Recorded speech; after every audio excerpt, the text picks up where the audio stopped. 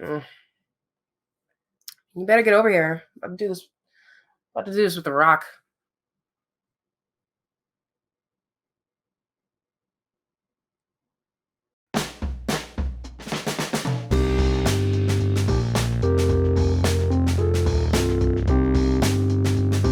I'm former movie trivia schmodown singles champion Marisol McKee, aka Lady Justice. And I'm former movie trivia schmodown singles champion Adam the Coyote Collins. Welcome back to Champs on Film. It's the 95th annual Oscars. Yeah. And we have seen a lot of these movies, and we've been talking about them all year and into the new year. And still playing a little bit of catch up, admittedly, but I'm pretty proud of the ground we've covered, especially as a team. Super Bowl, what? All right, the Oscars is the Super Bowl event of the year for movie fans everywhere. Let's be real, and we are super excited about this year. We're drinking in style tonight, are we not? We are. Okay. What we are sipping tonight is a mix of vodka, elderflower liqueur, absinthe. Little drop of absinthe in there because who doesn't love absinthe, and a honeycomb cider soda, actually. And we're going to call this one for your consideration. Hear, hear. Salud. Yeah, that hits the spot. It's actually tasty. Yeah, that one should win. I'll take this little moment to plug elderflower. It is the best. I always have it. It's sweet. It's beautiful. It's subtle. It's floral. And a little kiss of it goes a long way in a lot of cocktails. I love it. So for our Oscar show, we couldn't just do our Oscar picks. We were too opinionated to be all quiet on the Western Front over here. So we needed to rank the Best Picture nominees. So that's exactly what we're going to start off with. Our ranking of the quality, subjective quality, and overall worth and awards worthiness of the 10 Best Picture nominees this year. It's so nice when they use all the slots. It's like they opened that back up in 2009, and it's like, if you're gonna do it, don't be dodgy about it. And so many years arbitrarily, they're like, we're gonna leave out like 2. I think it just completely depends on the year. Yeah. I understand what you mean. I think a great year, like 2022, a great year. Beale Street should have been nominated. Let's not go there. A great year like 2022 absolutely deserve to have 10 slots. Then you see some other years where it drives me nuts because they're just slot fillers, like 2011 or 2012. Like it's just you just know. Or go back to the 1940s if you want to see some real weird stuff. We all know what the nominees are, so let's get to it. Ranking from 10 all the way up to number 1. That should take home the gold. This is our ranking of the Best Picture nominees. Coming in at number 10, firmly at the caboose of this pack, is none other than Baz Luhrmann's Elvis for me. That is one where we do line up. Disclaimer for me, Baz Luhrmann is more than an acquired taste in my personal experience. I'm not always keen on his style of filmmaking. So when I heard he was making Elvis, I wasn't super jazzed, but I wanted to give this a fair shake. And I will say Austin Butler gives a really solid performance. But Tom Hanks is a Muppet, and he distracted me the entire time. And it completely took me out of it, on top of the fact that he upstages Elvis as a character, which was really frustrating. And we all know he's a better actor than this. Of course. This was just a misguided take on a character who's not even interesting. It taints the whole film to constantly hear this guy's sniveling voice and be reminded that this film is being told from his perspective and how gleefully he should exploit Elvis. I wish the film had time to stop and slow down and give Austin Butler more time to bring forward some personal, intimate moments as Elvis. I just was holding out for every scene where Austin Butler performed a musical number because that keyed into what I've always enjoyed the most about Elvis Presley's, legacy, his music. I think what holds Elvis back from being worthy of being truly considered for Best Film of the Year is that it's a film, it's a biopic about a famous subject that's more obsessed with society's obsession with celebrity than actually spending genuine quiet moments with this man. Everything's always a spectacle. Everything's always a show. Just so much of it reminded me of Walk Hard, the Dewey Cox story. And that movie really calls out a lot of the cliches of biopics, musical biopics in particular. A lot of people love this film. And so I can appreciate that the Academy wanted to recognize it on a few different levels. If you're really going to put a 10th film on the list this year, you could have put plenty. You could have put The Woman King. You could have put She Said. You could have put The Northman. You could have put Nope. Hey. Yep, The Northman. Could have put Nope. Could have put The Batman. You know, it's a hard case to make for me personally because I didn't connect with this movie as much as I wanted to. And that's as someone who grew up enjoying Elvis's music. So my number 9 is Steven Spielberg's The Fabelmans. Oh, me too. Okay, so this is another point of overlap for us. Fabelmans is respectable. It's many are calling it Spielberg's magnum opus, and it's really tempting to get high in The Fabelmans because it is arguably the greatest living director's reflection on his childhood and what inspired him to make films. As much as people want to love The Fabelmans, I think it is a truly underwhelming film, and it is made with less grace and a little less screenplay panache than Spielberg has exhibited for literally the last 40 years in his filmmaking. I know a lot of people are connecting with this. For me, it feels like 2 or 3 different stories smushed together because it's from his life. It's hard for him to separate himself from these things and be a little more discerning about it. And so what you have as a result is this very nebulous story that shifts perspective way too much, in my opinion. The Fabelmans is about an hour of a truly terrific film. I think the parts where Spielberg is filming his inspiration captured in that moment, those moments of inspiration coming to life when he's making films, the film is on fire. Unfortunately, most of the film is a very awkwardly, dramatically stale reenactment of his view of his parents' divorce. There were some parts of it that just really landed with me so well. Judd Hirsch makes a real splash in this. There's a very notable cameo in this towards the end that's very, very special that I won't spoil for anyone who hasn't seen it. So there's a lot to admire, but it's indulgence and oversimplification. It's just, it doesn't have a through line for me that really connected. It just felt like a bunch of vignettes from a very talented filmmaker who we all adore. The Fabelmans is the definition of a movie that's going to get a ton of Oscar nominations and not win a single one. It might win a couple, but it better not win some categories because I have thoughts. We'll get to that. Yeah. On to number 8. All right. So number 8 for me was Top Gun Maverick. Me too. This movie really hit a nerve with this country, and I get it. That's cool. It's not a bad movie. I'm not saying that at all. But I'm just going to be honest. What the hell? It is a little weird when people apply like this Messiah-like complex to a film, and they're like, "This saved cinema." Well, Spielberg said to Tom Cruise at an award show recently, "You saved theaters with this," and I get it. Here's the thing: Top Gun Maverick. I like this movie.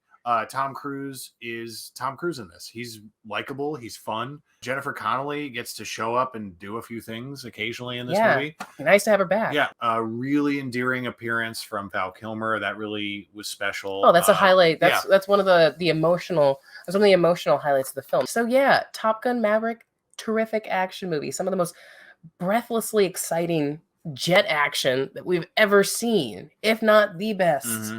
All of that is also in a movie that the screenplay is confusing because it's hard to really get really passionate and enthusiastic about what this movie is pushing and promoting. It keeps you at arm's length. It's really hard to be that gung-ho about making sure that you just do what it takes and you just destroy the enemy no matter what. It's still odd. That's really not really inspiring or heartfelt or human or something to really connect to. And I find it interesting that so many people are so moved by this movie and like it really excites them. It excites you. It gets your heart racing in terms of the action. You know, this movie gets a little bit of flack for being like a war propaganda movie and all that stuff. And I get that criticism. That's fair. Mm-hmm. But this is like a sports movie to me. This feels like a sports movie where we're cheering on a team against the other team because the other team is God knows who. Right. Just like the first film, it's a tradition. We don't know who we're fighting, but dagnabbit, patriotism. What a lot of audiences connected with this movie wasn't so much its humanity, because that's pretty superficial as far as this movie's concerned. But it was the fact that it was an old-fashioned throwback. It was an excuse to go to the movie theater, and it was an organic hit. It was a real word of mouth hit, and it really sustained itself over time. And I appreciate all of that. I think it's a recognition of its success more than anything, and that's fair. It really gave a boost to this industry this year, and it's a solid film. It's just that it is something that rallies and really excites moviegoers and did unite a lot of us. And better this than American Sniper, for God's sake. Number 7 for me was Avatar: The Way of Water. So with this film, we have another box office success. Similar to Top Gun Maverick, these two films were the big juggernauts of the year. And for me, Avatar is a good old-fashioned blockbuster with all the new toys. So it's beautiful looking movie. Great adventure film, builds upon the first movie in a great way. Opens it up, makes it less focused on some of the parallels that it drew to Dances with Wolves and other kind of stories like that. This new movie really leans into the Na'vi people, expands upon the world of Pandora, and just shows some really great effects. Once you get above this point, there are a lot of movies that are kind of interchangeable for whatever reason, subjective opinion. And for me, Avatar has always been, with both films, good movies. My personal connection with them only goes so far, and I can't really offer a thorough explanation of that. It just is what it is. I have a feeling you have some thoughts about Avatar: The Way of Water. Me? Was it ranked at number 7 for you? No. Okay, a little bit higher. It was a little higher. Okay. Well, the great thing about Avatar 2 is that he really got over the setup. And now you can tell, like you mentioned as well, he's in his groove. You're in. And he's really now exploring the world and telling the story and getting you in this family's corner more than you ever had before. He has his characters. He's going to take you on this saga with them. The way that people feel about, like you said, about Top Gun Maverick, that's the kind of that excitement, that thrill of movie making. That's how I feel about the Avatar movies. I do think that it could have gotten tighter in the first act and a little bit in the second act, but the payoff is tremendous. It's tremendous in this film. And I've said it before, I'm not going to underplay this just because we've had an Avatar film before. I think this is one of the best accomplishments in film of this year. And that's why it's my number 4. Titanic should have won Best Picture this year. Titanic It was in theaters. It was in theaters. Let's go. Okay, that doesn't seriously, nominate it? What's up? Academy, what's up? No, a few weeks ago, Titanic was number 3 at the box office behind Avatar. Like, he had 2 of them. That's disgusting. I know. I love it. He's just showing off. So Avatar: The Way of Water was my number 7. It was your number 4. What was your actual number 7? My actual number 7 was the big war movie this year at the Oscars, which is the remake of 1930's All Quiet on the Western Front, Okay. which did itself win Best Picture at the Oscars in 1930. So let's see if history repeats itself. All Quiet on the Western Front is an incredible technical achievement. It absolutely deserves to be nominated in the categories it was there. Very evocative. You really feel like you are literally in the trenches, in the mud in this movie. They really, really put you there. I don't think I gelled as well with some of the screenplay choices. I think I wanted to be a little bit immersed with the soldiers throughout the whole film. Very, very fun, kind of like bone-rattling score in there that just throws you out and makes you uncomfortable, which is exactly what you should feel when you're watching this movie. I think that maybe some of the thunder might get stolen from this film because 1917 made a splash a few years ago. I do like 1917, but I do think that All Quiet on the Western Front is a stronger World War I movie. So All Quiet's your 7. It's my number 4. I read this book, back in high school, like a lot of folks. But there was a mini series in the 70s, which is pretty decent. That was the first version I saw. Years later, I saw the 1930 original, and it's a masterpiece. And if you're going to remake All Quiet on the Western Front, you need to have a take on it.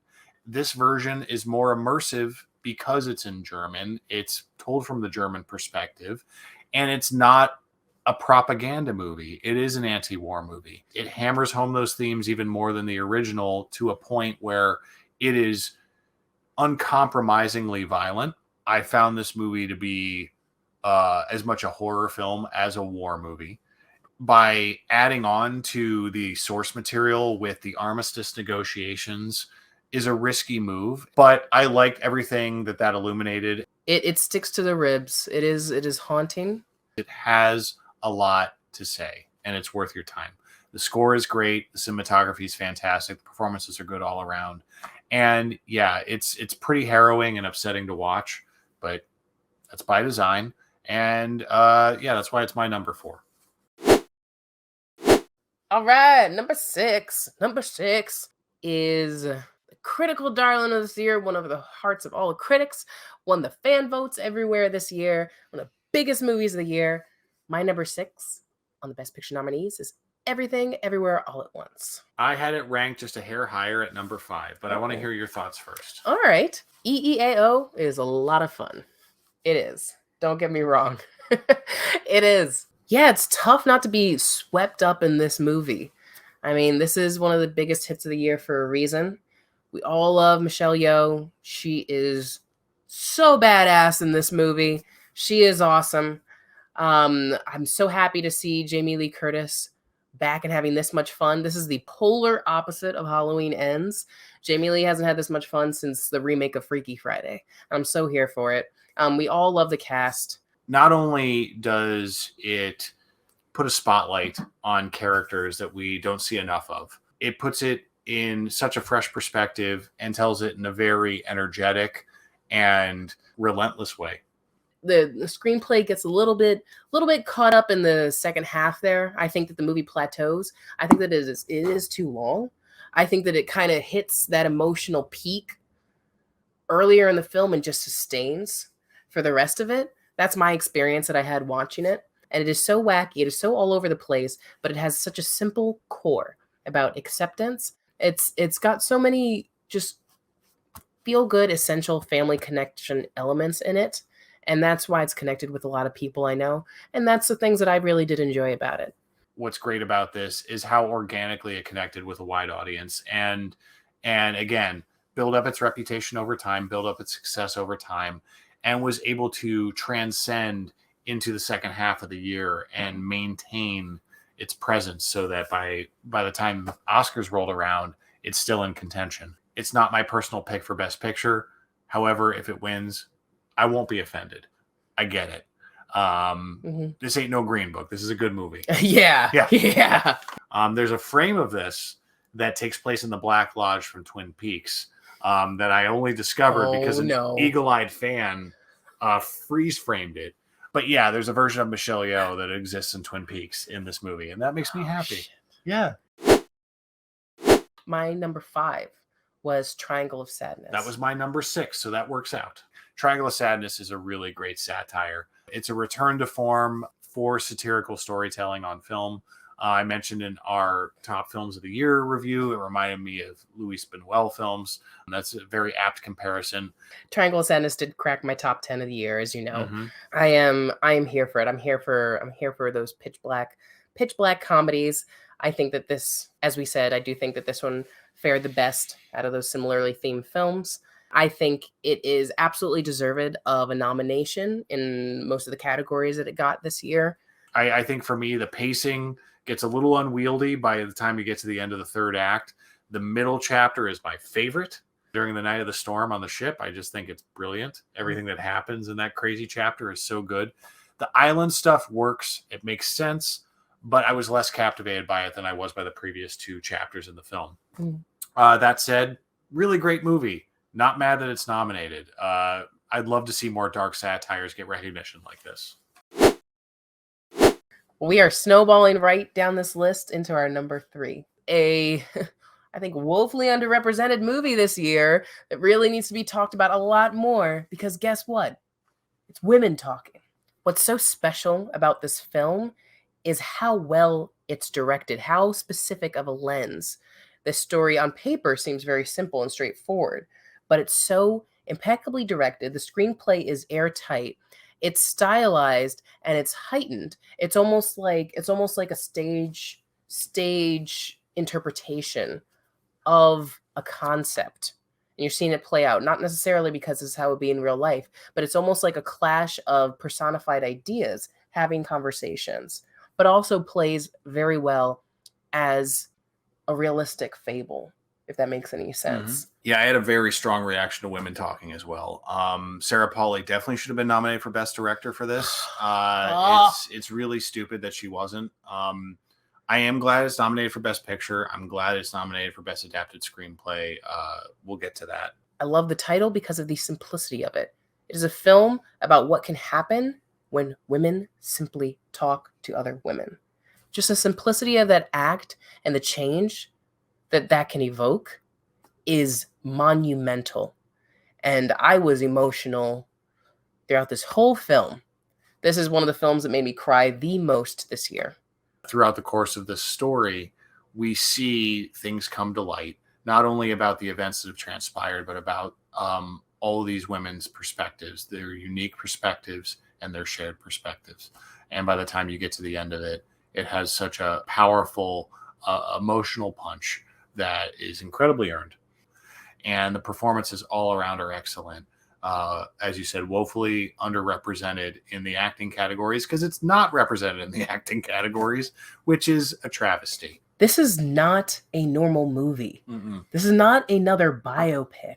This is a movie that manages to capture the entire existence, the entire female existence, and all its many, many, many layers, and women's role in society, and the 10,000 shades of it all in one, what we should have done then, and what we should do now, and what we should do in the future. It captures all of that, and it is bracingly unique. This is not an average film. In a just world, this will surprise a lot of people and be the best picture winner on Oscar night. Our pick down here for number 2, we agreed, it is The Banshees of Inisherin. Without a doubt. Yeah. This is Martin McDonagh's best film out of the 4 that he's done. That counts. We really enjoy this movie. We've hashed it out before, but this is easily one of my top films of the year. Banshees of Inisherin is a timeless fable, and it delivers on that perfect balance of cynicism and belief in the human spirit. You see those extremes with Brendan Gleeson and Colin Farrell's characters, and then Carrie Condon's in there to be the logic of it all, and she's the logic of this film. And I love how much these grand notions keep brushing up against her tactile thinking, her practical thinking, and it really brings things into perspective throughout the movie. It features some of the best acting of the year across the board as an ensemble in this film. It has lush, beautiful locations. It has a harrowing, upsetting, excellent screenplay that sheds a lot about the ugliest parts of the human condition, which we don't want to admit, but that's what art is about, is bringing those things out and bringing them to the forefront and starting conversations. We're down to it. It's a number 1 ranked film. You do the math. You know what's left. It's Tar. Todd Field returns to form with Tar. We discussed this as well in our top films of the year. This is the strongest film of the year across the board in every category, every way that you can compartmentalize and assess the value of a film. Tar is damn near the strongest in all those categories. There's not a weak bone in its body. What Tar does so uniquely is it slows way down, and it doesn't hinge so much on these dramatic life or death situations. It really makes you linger in the psyche and the emotions of Lydia Tar, but also the way she drags down all these people around her. She's this black hole in a lot of ways, and it's just such a good character piece. It's such a cinematic experience in terms of the way it's shot. Whether it's, a big concert hall or the claustrophobic hallways of her home with her wife, it is just so immersive, start to finish. And that's really what it comes down to. And that's really what a Best Picture winner should be. It should capture the time, capture all times, push the medium forward, have something new to say, have something unique to say, bring in current conversations, and challenge social norms. And Tar does all of that. This is my personal favorite of the Best Picture nominees and one of my favorites of the year because Todd Field thought this out. He really, really did. And it's so collaborative and so obvious and so goddamn sharp. Ballots are out. And it's time to pick them. So here we go. First up, Best Original Score. This one's easy for me. I do think what should win is All Quiet on the Western Front. What I do think will win, I know the Academy loves this guy. I do think that Babylon is going to win because of Justin Hurwitz. I'm in step with you on this. I liked how bold the score was. It distinguished the film. But yeah, Justin Hurwitz is a darling with the Academy. I think he's got a good chance. Just based on the fact that he has an Oscar already for La La Land, I think his chances are good. So when it comes to Best Original Song, this is always an interesting category because it usually is represented by movies that aren't as recognized in other categories. That's truest for what I think is the front runner is this year, which is Natu Natu from RRR. That's alarmingly true for that film. This song is very special, so energetic, and I think we're going to see it attempted at countless wedding ceremonies going forward. Oh, I can't wait. People are going to break their butts trying to do this. So much busted ass on the dance floor. Yeah. I cannot wait. Best Sound. The Academy has shrunken this category down, as we know. What should win? For me, it's definitely Avatar. Avatar: Way of Water should win. These films are crafted from the ground up and are encompassing a whole planet of sounds and emotions. What I think will win is Top Gun Maverick. And I won't be mad if it does, because Top Gun Maverick blasts you out of that theater. And there is 8 layers going on that I can't even begin to describe. My pick is All Quiet on the Western Front. For my personal pick, just because the way the score and the diegetic audio blends together in this film is fascinating to me. Wish I could have seen it in the theater, especially, but just on my headphones, and I was able to hear the sound design even more clearly. But not going to be mad if Avatar or Top Gun win this. I get it. Makeup and hairstyling. Go. All right, so this category has some interesting ones. The Northman's not nominated, so I don't care. Personally, my vote would be for The Whale. I think what they achieved with Brendan Fraser's appearance and performance in that was a great marriage of actor and effects, because it was a mixture of prosthetics and CG enhancements. I don't think it deserves it, but I actually think Elvis might take this because the Academy is really high on this movie. For some reason, the Colonel does not upset them. That would be truly bizarre. I know. Especially their lack of aging makeup on Austin Butler. That goofy, gelatinous Tom Hanks character is probably going to get some weird recognition for this. Well, that's all the opinion I need. The Whale should win for best makeup, and I believe that it will win. Best costume. I know this category is traditionally dominated by skirts and girdles and bonnets and giblets and whatsits, but I think this is the year of Wakanda. The costumes in Black Panther have always been terrific, have been excellent, and now bringing in our new characters into this film, the culturally rich and influenced styles of the Telocan. Again, The Northman was snubbed in this category. Thanks, Academy. That said, I haven't seen Mrs. Harris Goes to Paris, but I am pegging it as a dark horse candidate to take this category because it's literally about fashion, and they love that stuff. If that wins, I'm going to get Miss Harris. I'm going to go to Paris. I'm going to find her. I'm going to take that Oscar right back. You should probably watch that movie. I hear it's delightful. Wakanda forever. And then, Babylon might win because it's Babylon. Best animated feature.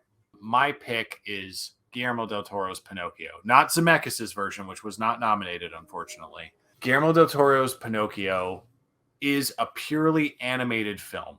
And it's so exciting in this day and age when we don't get any hand-drawn or handmade films, or at least not in the capacity that we used to, not in the quantity that we used to. It's truly animated. It's animated with passion and fervor and love, and that translates on the screen. Runner-up for me would be Turning Red, solid film from Pixar. Really enjoyed it. Great modern riff on Teen Wolf. For a should win and a will win, I am going to take Guillermo del Toro's Pinocchio over another favorite from this year, which is Marcel the Shell with Shoes On. And I think Marcel gets in on more of a technicality, such a portion, the essential portion, of course, but more portion of it is animated. So I'm going to give Pinocchio the edge over Marcel for those reasons. Visual effects. This is open and shut, and it will be Avatar: The Way of Water. I agree with that. I think it's going to be Avatar. Yeah. Feels similarly also on production design. I think these are kind of yin and yang. Yeah, I think these will go hand in hand for Avatar. And this should be a double win in both of these for Avatar. Best international feature. I'm going to politely bow out on this one because I am woefully behind on catching up on the international films this year. That doesn't mean I still can't pick what I think will win. I think All Quiet is the one to beat, but it'd be cool to see something like EO come up and surprise it. So we'll see. Is this the year of the donkey? Yeah, there's donkeys everywhere. Everywhere. Banshees of Inisherin in this weird horror movie I saw recently called The Outwaters. Yeah, it doesn't matter. Banshees of Inisherin, though. Yeah. Oh, Jenny. So many donkeys. These categories are really starting to get juicy. Mm-hmm.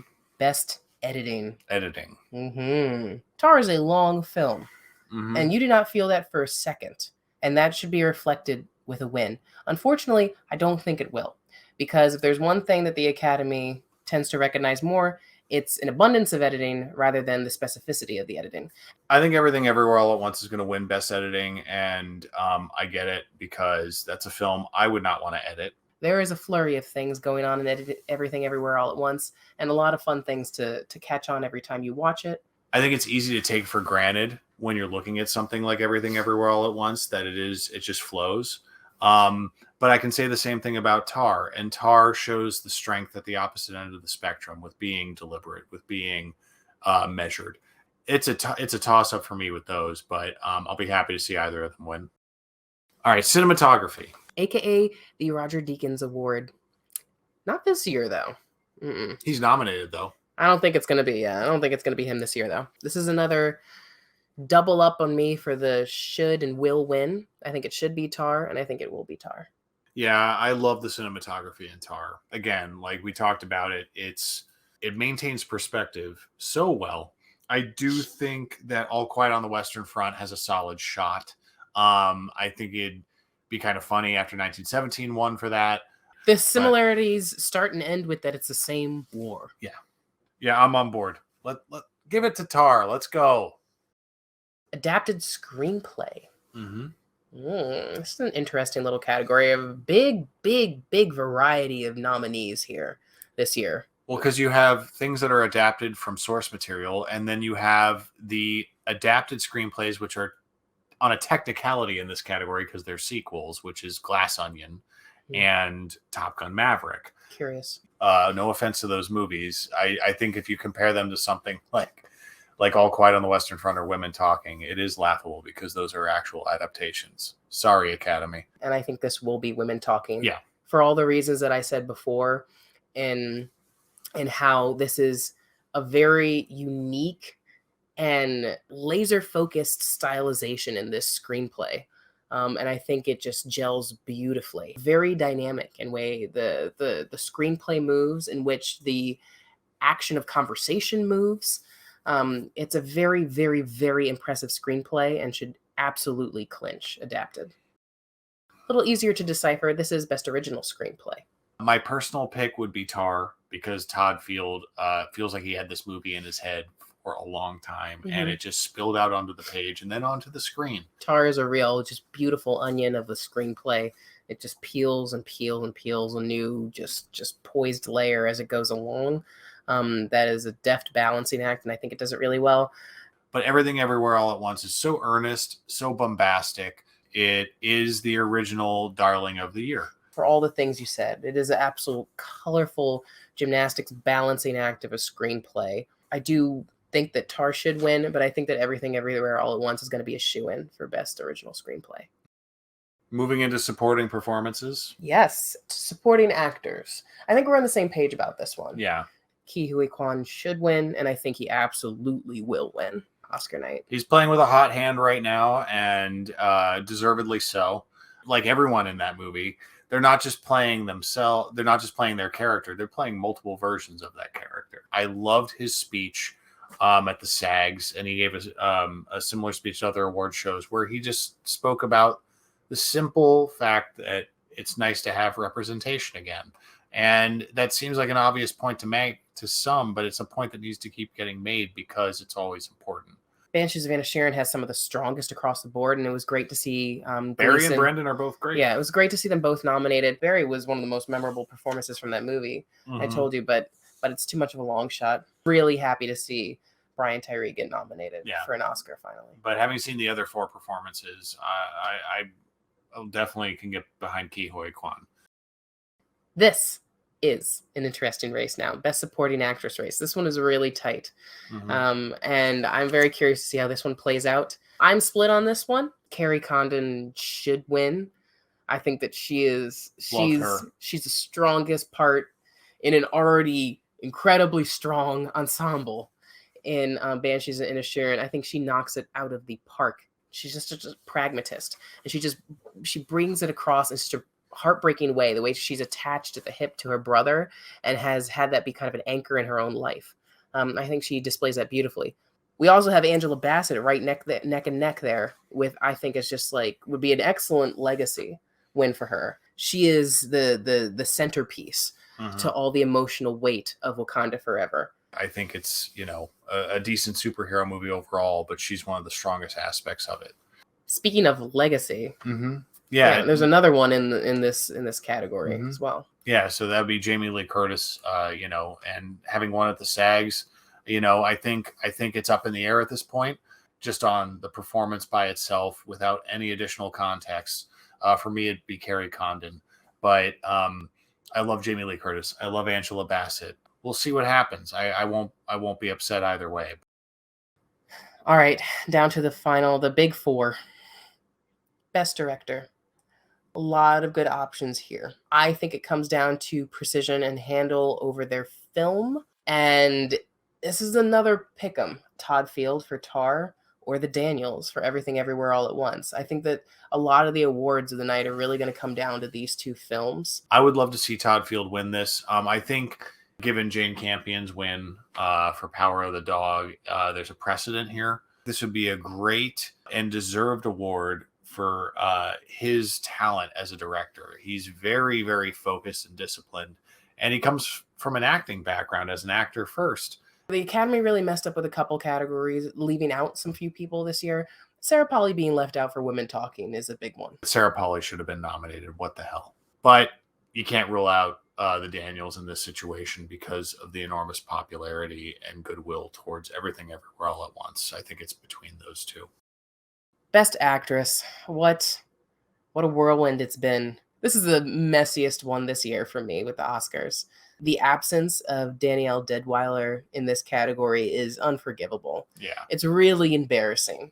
Andrea Riseborough became the scapegoat for this situation because of the last minute sneak in nomination. We still got to catch up with that film. Disclaimer, I'm giving that film the benefit of the doubt. I'm giving her performance the benefit of the doubt. We have Michelle Williams and Ana de Armas in there, and I'm just a bit puzzled when we had Till come out this year, and it was one of the best performances I saw. Till is textbook shoo-in Oscar nomination kind of film just on paper, but then when you actually watch it and you realize the depth and staggering power of her performance and how devastating it is, it's really genuinely embarrassing that she was snubbed. Of the actresses that are actually there in Best Actress, this is another one that's I think I'm gonna end up being disappointed on this night, because this hands down should go to Miss Blanchett. All right, this should be her award. She encompasses. Tar is the movie is literally her. A lot of momentum is on Michelle Yeoh's side, though. She is terrific in Everything Everywhere All at Once. It's really impossible not to root for her and not to be excited for this woman. Michelle Yeoh captures all of that in trying to play, like you said, 1,800 characters in one movie. And I appreciate your passionate plea for Tar, because I ultimately agree with it. But Cate Blanchett's she's gonna keep getting nominated. She's gonna keep being amazing. That doesn't diminish how important this role is. But I think Michelle Yeoh has the off-screen story similar to Ke Huy Quan. I think this is her chance to win. Moving on to a simpler category that I certainly think. Best Actor, Brendan Fraser. This should be him, and it will be him. The Whale there's nothing that's really come that close in terms of male leading performances in a film that is just singular and heart-wrenching and devastating, and has an excellent personal story behind it. Yeah, I think things have balanced out enough that regardless of the divisiveness of The Whale, because it is there, it's undeniable. This is a divisive movie, more than I ever expected it to be. Regardless, though, what seems to be the most consistent is Brendan Fraser was excellent. I found the film moving, and I found his performance exceptional. I do think, even without having seen it, I think Bill Nighy is a little bit of a dark horse in this category because it's his first nomination. But let's give it to Brendan. Come on. And here we are, the big tamale, best picture. Mm-hmm. Quite an interesting race. You saw us go through our ranking of the top 10s. There's obviously a lot of excellent films. Like, it's really that close. It really starts to get that close. Everybody has their favorites, but I think the films are so strong this year that we can easily see a surprise on Sunday night. If Mama was a betting woman, which I'm not, but if I was, I would put all the money on Everything Everywhere All at Once, walking away with gold, best picture, encompassing everything. Similarly to Coda last year, it was that film that came out midway through the year and then sustained its momentum, kept itself in the conversation, both organically and through concerted effort, backed up its artistic message with a true team work level commitment. And I find that very admirable. I vote for Tar if I'm a voting guy in the Academy, but I'm not. They haven't returned my calls. Can you imagine if like Elvis just... Okay, exactly. I know. I just wanted to say that out loud. I would riot. For fans of Elvis, don't be mad at us, but you have to admit it'd be goofy if it won Best Picture. Our opinion, man. So final thoughts.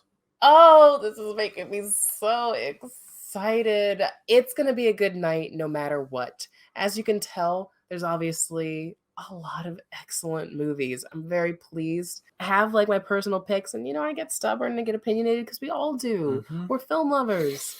But there's a lot of these categories. I'm very pleased to say that I will not be disappointed with who wins. I'll be like, you know what? Well done. As hard as we were on Elvis, I wasn't offended by that movie. Point is, we don't have a Green Book this year. We don't have like an absolute sleeper stinker that's going to ruin everything. Let's just hang in there. Let's have a good show. This is an exciting crop of nominees, and I can't wait to catch up on the stuff I missed. In a perfect world, the Oscars will be like the SAG Awards, where it's just like they can just exist and just be a pure celebration of film and not worry about all this ratings BS. For better or worse, this is the movie awards show that we've all decided we care the most about, and it's fun. Yeah! Yay, Oscars. Pay attention to Champs on Film right here on YouTube. Stay subscribed, hit that notification bell because we have a lot more videos on the way. And follow @Champs on Film on Twitter. You can also follow me on Twitter and Letterboxd @Eisenthor. And moi @Marisol_Mariah. Let us know what your thoughts are in the comments, and on Twitter. For your consideration, happy Oscars, everybody. Cheers.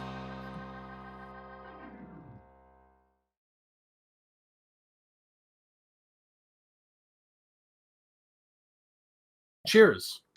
Salud. Schlante. Skål. You're like, thanks for that, Coyote. That's great. I'll look into it. All Quiet on the Front is the latest big war. What? All Quiet on the Western Front. All Quiet. What did I say? I said All Quiet on the Front. Oops. Yeah, really, really mitigates the sterility of vodka and adds a lot of flavor. I love mitigating sterility. Yes, it's important. No, I can't. Come on, baby. Nice try. I cannot. No, I cannot dance. My back hurts. I'm old.